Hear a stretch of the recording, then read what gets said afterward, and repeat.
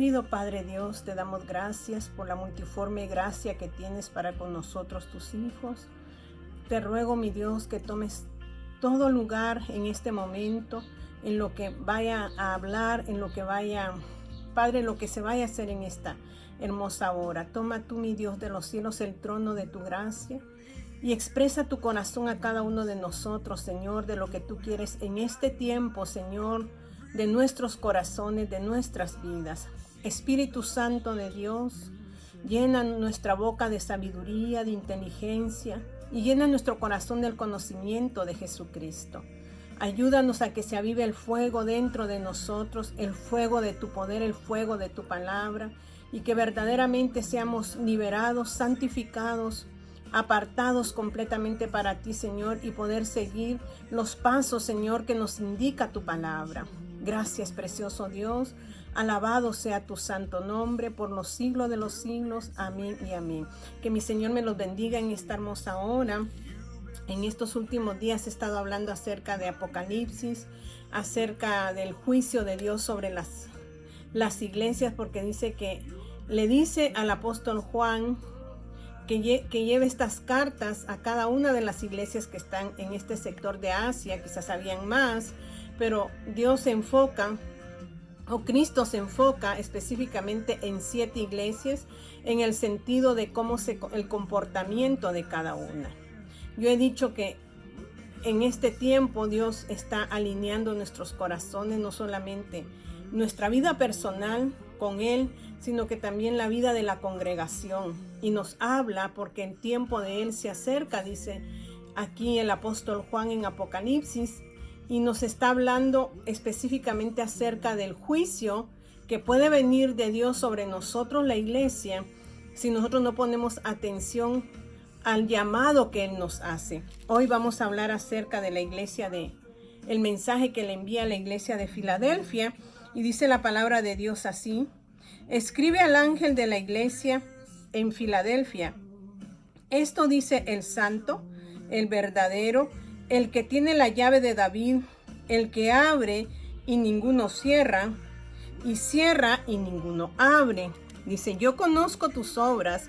He aquí he puesto delante de ti una puerta abierta, la cual nadie puede cerrar, porque aunque tienes poca fuerza, has guardado mi palabra y no has negado mi nombre.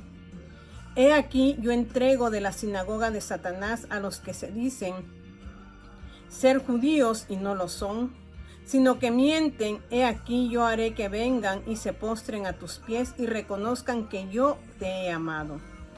Por cuanto has guardado la palabra de mi paciencia, yo también te guardaré de la palabra de la hora de la prueba que ha de venir sobre el mundo entero, para probar a los que moran sobre la tierra. He aquí, yo vengo pronto. Retén lo que tienes para que ninguno tome su corona.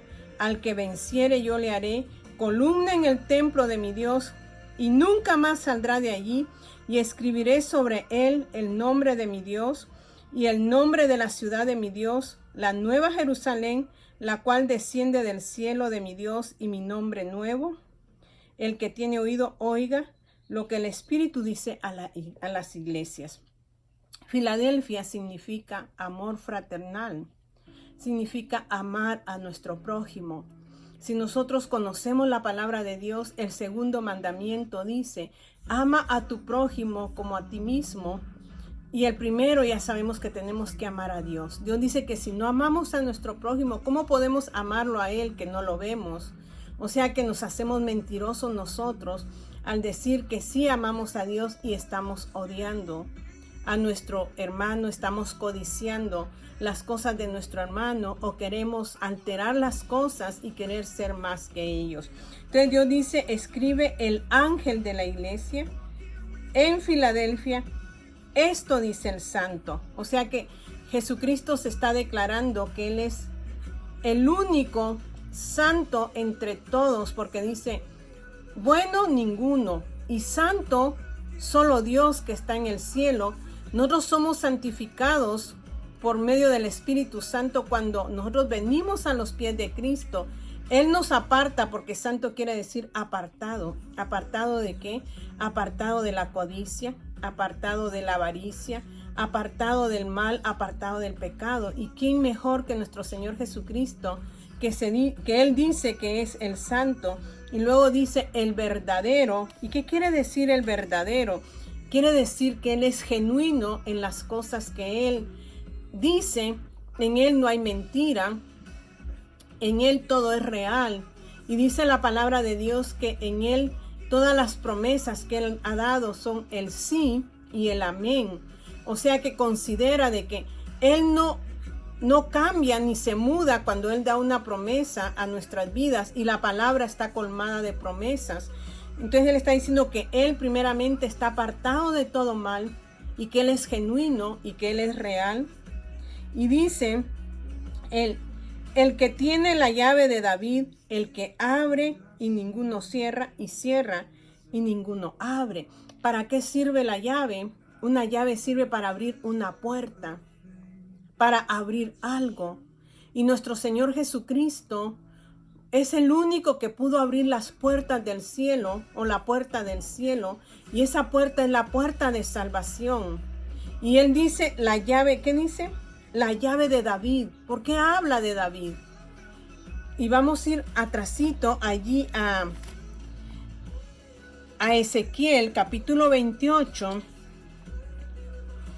y nos habla acerca de cosas que el Señor quiere hablar a nuestra vida. Pero en sí yo quiero que vayamos un poquito más para atrás, donde Dios habla verdaderamente por qué Dios relata que Él tiene las llaves de David, y no es en Ezequiel, es en Isaías capítulo 22. Y su versículo 22 dice: y pondré la llave de la casa de David sobre su hombro, y abrirá y nadie cerrará, cerrará y nadie abrirá. ¿Por qué habla de David? El relato aquí en esta porción de Isaías 22 está hablando acerca de dos tipos de hombres: el hombre codicioso y el hombre humilde, generoso, genuino. Y habla aquí de un hombre llamado Sebna y de otro llamado Eliaquim. Sebna dice que él era el que cuidaba la entrada al palacio, que era un trabajo importante, y él se sentía importante al poder tener esa posición de ver quién entraba, quiénes podían entrar al palacio. Pero este hombre dice que se sublevó, y este hombre dice que hizo su tumba en lo alto para ser reconocido. Y por eso dice aquí que tuvieron que quitarlo de ese lugar y poner Eliaquim, un hombre generoso, un hombre que tenía amor por su prójimo. Y al final, por eso dice aquí: y pondré la llave de la casa de David sobre su hombro, y abrirá y nadie cerrará, cerrará y nadie abrirá. Cuando estaba leyéndolo, me llevó a la figura de lo que es David. David al principio pecó contra Dios, pero después de ese pecado él se arrepintió, y su arrepentimiento fue genuino. Él empezó a amar a Dios con todo su corazón, a poner su fe y su confianza en Dios, que a él, se los he comentado muchas veces, no le importaba cuando pasó por aquel momento cuando iba huyendo de su hijo y aquel hombre lo empezó a apedrear, y uno de los que andaba con él le dijo: mi señor, vamos y hacemos esto con él. Y él le dijo: no, porque si él lo hace es porque así lo ha permitido el Señor. ¿Cuántas veces nosotros hemos dicho eso cuando estamos pasando momentos difíciles? A veces le echamos en cara a Dios: ¿por qué pasa esto, Señor? ¿Por qué me sucede esto? David no, David dijo: no le hagas nada, porque mi Señor lo permite. Porque David había entendido la palabra que había dado Dios a su corazón cuando él pecó, que la espada no se apartaría de su casa, Él tomó muy en cuenta la promesa de Dios, que Dios era verdadero, que Dios era santo y verdadero y que Él era apartado del mal, y David tenía que considerar la consecuencia de lo que había pasado en su tiempo pasado, pero de ahí él empezó a ser un hombre fiel a Dios, consagrado a Dios, que él un día decidió hacer un templo, el cual no se le permitió, sino que Dios le dice: ¿he necesitado yo de algún templo? Yo he habitado en tiendas, en tabernáculos, algo movible. Yo no necesito de un lugar.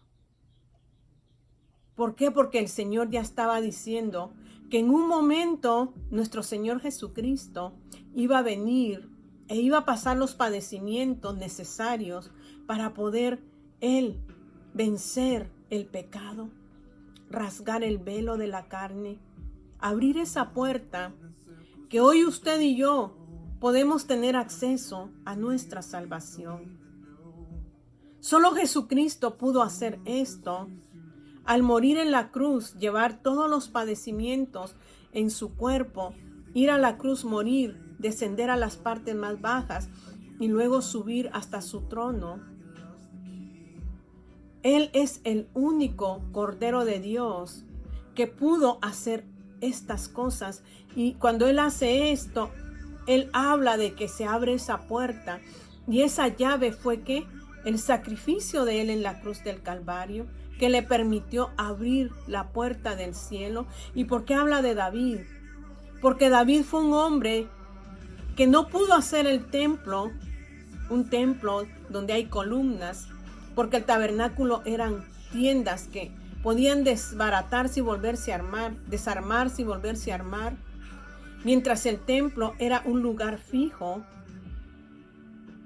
Eso lo hizo Salomón. David no lo pudo hacer.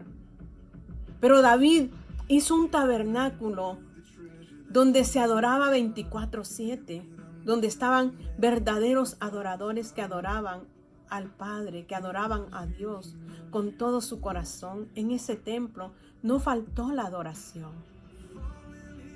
En ese templo permaneció encendido el fuego. Esa lámpara permanecía encendida, y la adoración nos lleva hasta el mismo trono de la gracia de Dios. Entonces, por eso dice que Jesucristo viene de la descendencia de David, del rey David, y Dios le promete que su reino será eterno. Será un reino ¿de qué? De adoración. Pero a ese reino solo pueden entrar aquellos que se niegan a sí mismos y aman a su prójimo, que aprenden a amar. Y mi prójimo es el que está cercano a mí, pero más que todo la palabra habla de aquel que me ha hecho daño, aquel que me ha afectado, aquel que quizás ha removido mis sentimientos, mis emociones. A esa persona Dios me manda a amarla. Ese es el amor incondicional. David no pudo odiar a Saúl, que lo perseguía para matarlo, sino que a lo contrario, él dice: mis enemigos, habla en un salmo, pero dice: y me guardaste de mis enemigos y de Saúl, el rey. O sea que no lo toma entre sus enemigos. David sabía amar. Aquel que le buscaba hacer mal, él aprendió a amar. Y eso, por eso Dios dice: David conforme al corazón de Dios. David tenía la llave, y nosotros podemos entrar a esa puerta si nosotros seguimos los pasos primeramente de nuestro Señor Jesucristo y como nos manda su palabra. Mire lo hermoso de esta palabra de Filadelfia, es que dice: yo conozco tus obras. He aquí he puesto delante de ti una puerta, la puerta de salvación, la cual nadie puede cerrar, porque aunque tienes poca fuerza, has guardado mi palabra y no has negado mi nombre. Había habido terremotos en esta ciudad y había debilitado ese lugar. Quizás en ese momento la iglesia de Filadelfia se sentía sin fuerzas, no espirituales, sino que esas fuerzas que vienen a veces a nuestra vida. Pero dice, aunque tienes poca fuerza, has guardado mi palabra. Aunque han venido acontecimientos duros a tu vida, tú sigues guardando mi palabra. Y mi palabra se resume en ama a tu prójimo como a ti mismo y ámame a mí sobre todas las cosas. Dice la palabra, y has guardado mi palabra y no has negado mi nombre. En medio de toda situación, nosotros debemos de permanecer fieles y no negar a Cristo y siempre guardar su palabra de verdad. Dice, he aquí, yo entrego en la sinagoga de Satanás a los que se dicen ser judíos y no lo son. O sea que hay, siempre en cada iglesia hay apariencia, como en la de Efesios, aparentaban ser apóstoles. En la que leímos de Tiatira, dice que esa mujer Jezabel aparentaba ser profeta. Hay muchas cosas dentro de la iglesia de apariencia y por eso Dios da inicio que Él es el santo y verdadero. Y David era conforme al corazón de Dios. Había lealtad en el corazón de David al final. Había verdad en el corazón de David y por eso salió la mejor adoración. En esta iglesia de Filadelfia había apariencia de hombres que querían seguir bajo la ley, pero no amaban a su prójimo.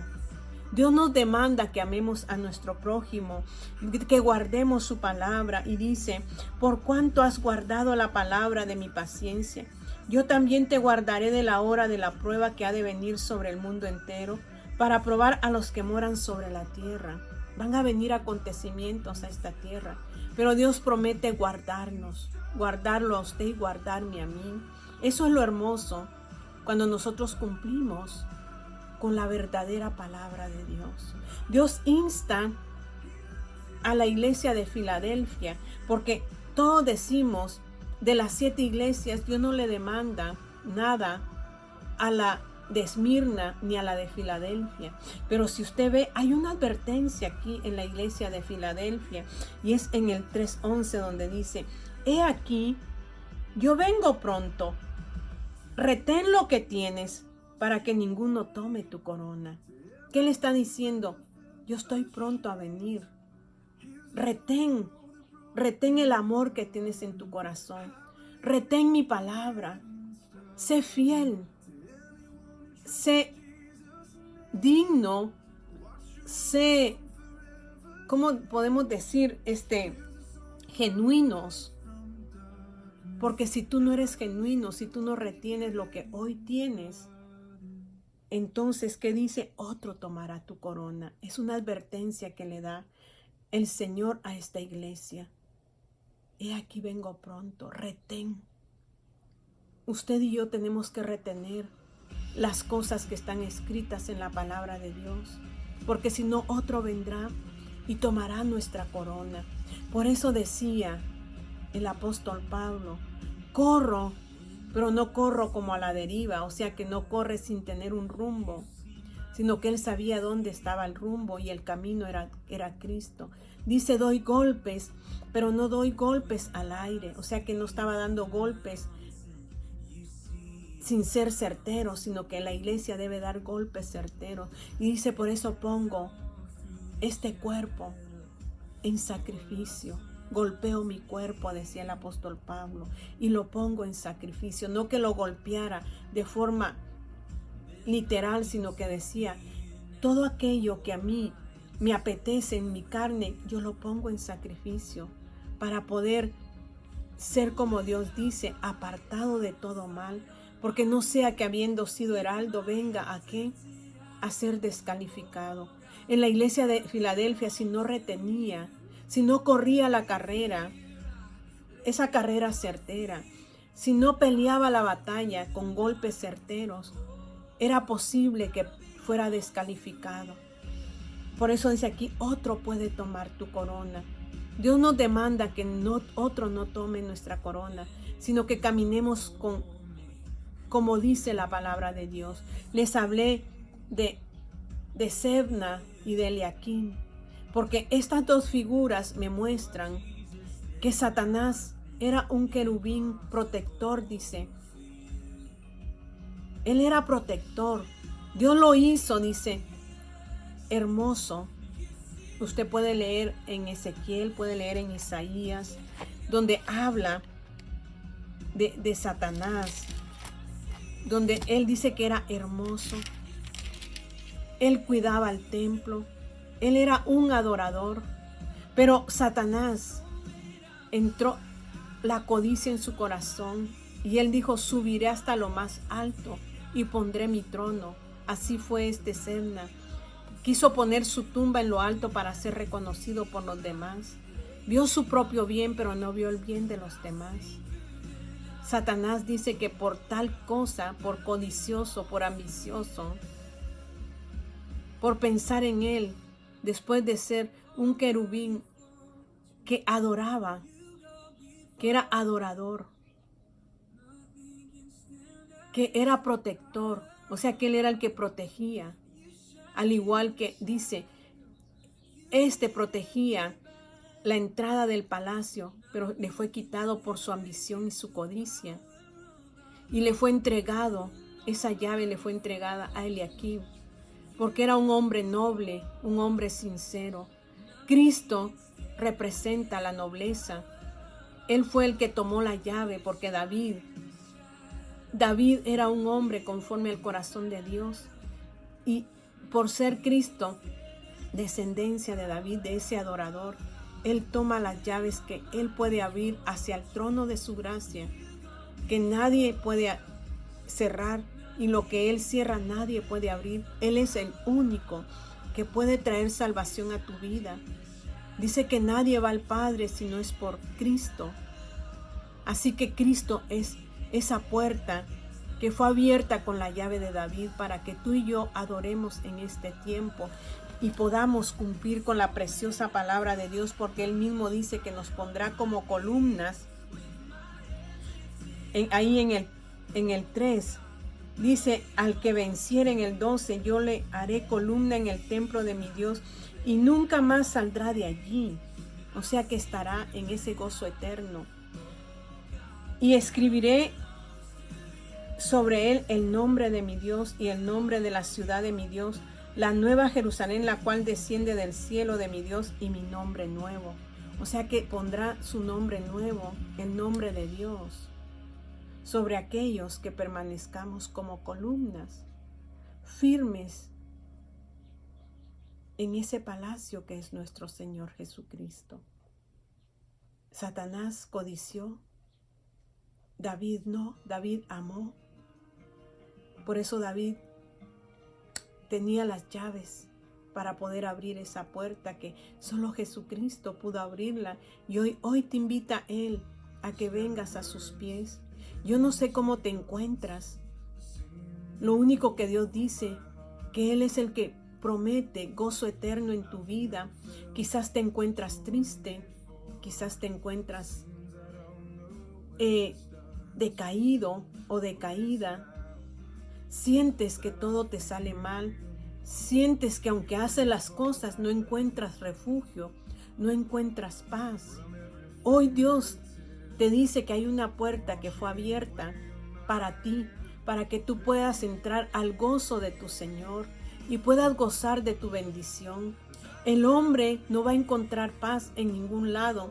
Puede tener dinero, puede tener fama, puede tener todo, pero hay un momento que llega a tocar tu corazón algo que se llama opresión, que se llama depresión. Y aunque puedas tenerlo todo, te sientes solo y nada llena tu corazón, porque el único que puede llenar tu corazón para poder entrar a ese lugar de consuelo es Cristo Jesús. Él abre la puerta hoy a tu corazón. Y si tú quieres entrar, di esta palabra. Repite estas palabras, porque quizás sientes que ya nada hay para ti, que ya no hay consuelo. Y quizás has pretendido cosas que no debes hacer. Dios te dice: detente, porque sí hay consuelo y hay gozo en mí. Nadie podrá llenar tu corazón, solamente yo. Solamente yo podré llenar ese vacío De ahí nada, ni la fama, nada podrá llenarte. Solo yo, dice el Señor. Cierra tus ojos y repite esta palabra y di: Señor Jesús, reconozco que he vagado por este mundo sin rumbo fijo. Quizás he obtenido tantas cosas de esta tierra. Quizás he obtenido fama. Quizás he obtenido riquezas, pero siento mi corazón vacío. Y hoy quiero, mi Dios, que tú llenes ese corazón vacío. Que lo llenes de ti y me lleves, Señor, a ese lugar y hazme columna donde yo permanezca para siempre allí. Mi Dios, te recibo como mi Señor y Salvador. Como mi Salvador, Señor Jesucristo, entrónate en mi corazón. Toma lugar en mi corazón y llena todo, donde hayan lados, donde hayan salidas, tú puedas llenarlo también y que verdaderamente hoy yo pueda encontrar esa paz en ti. Te recibo, mi Dios, como mi Salvador, el único Salvador del mundo, el que puede redimirme de mis pecados. Gracias, Padre. Escribe mi nombre en el libro de la vida. Amén y amén. Dios es bueno y Dios trae salvación. No te sientas solo, porque no estás solo. Cristo te llama. Quizás no le has conocido, quizás nadie te ha hablado, pero hoy Dios quiere darte nueva vida. Que Dios te bendiga y que esta palabra sea de fortaleza para tu vida. En el nombre de Jesús.